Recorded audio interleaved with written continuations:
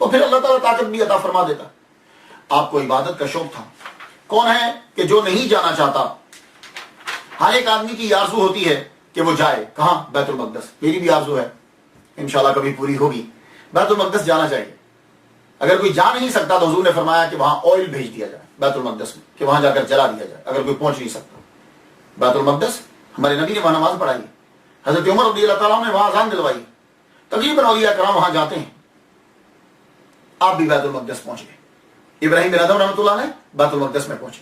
بیت المقدس جب گئے تو آپ کو معلوم ہے کہ بڑی مشہور جو مساجد ہوتی ہیں وہ شروع میں بند کر دی جاتی تھی کیونکہ وہاں چیزیں ذرا زیادہ ہوتی تھی. آپ نے کہا کہ کہیں مجھے رات کو باہر نہ نکال دیا جائے. آپ نے خود کو چٹائی میں لپیٹ لیا، لپیٹ کے سائڈ پہ پڑ گئے. دربان آیا جو خادم رات کو مسجد کو دیکھ کے بند کرتا ہے، اس نے دیکھا چٹائی پڑی ہوئی ہے، وہ مسجد کو بند کر کے چلا گیا.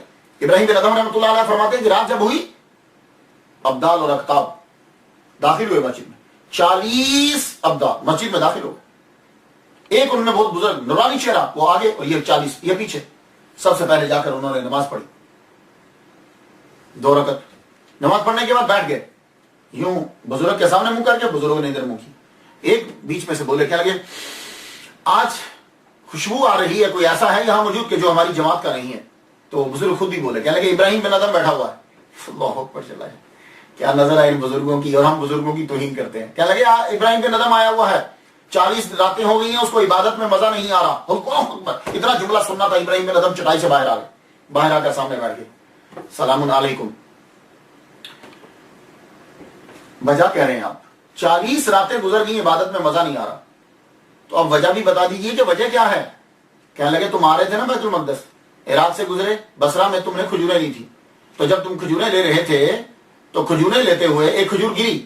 تم نے سمجھا کہ یہ تمہارے مال میں سے گری ہے، جبکہ وہ جس کی تم نے پیمنٹ کی تھی وہ اس میں سے نہیں گری تھی، وہ کھجور اس کی تھی. تم نے اٹھا کے اسے کھا لیا. اس ایک کھجور کی وجہ سے 40 راتوں سے تجھے عبادت میں مزہ نہیں آ رہا. اللہ اکبر. ہو حالانکہ یہ مسٹیک ہے، مس انڈرسٹینڈنگ ہے. معلوم نہیں پڑا کہ کھجور میرے سے گری یا اسے گری. اور ویسے بھی یہ کھجور کا کیا ہے، آپ کسی دکان پہ چلے جائیں وہ کچھ نہیں کہے گا، لیکن 40 راتوں سے عبادت کا مزہ نہیں. آپ وہاں سے اٹھے، فوراً اٹھ کے بصرہ پہنچے، اس بندے کو تلاش کیا جس سے کھجوریں لی تھی اور اسے کہنے لگے مجھے معاف کر دو. کہا حضور معاف کیا پر وجہ کیا ہے؟ کہنے لگے ایک کھجور گری تھی جب تم مال کو تول رہا تھا، وہ کھجور میں نے کھائی ہے، اس کی وجہ سے 40 راتوں کی عبادت مجھے مزہ نہیں آ رہا، 40 راتیں گزر گئی ہیں. وہ کہنے لگا حضور معاف کیا پر ایک عرض ہے، مجھے اپنا مرید بنا لیجئے.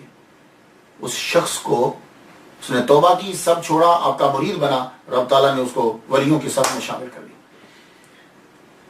سفر کرتے کرتے، فیض لیتے لیتے آپ پہنچے مکہ معظمہ میں.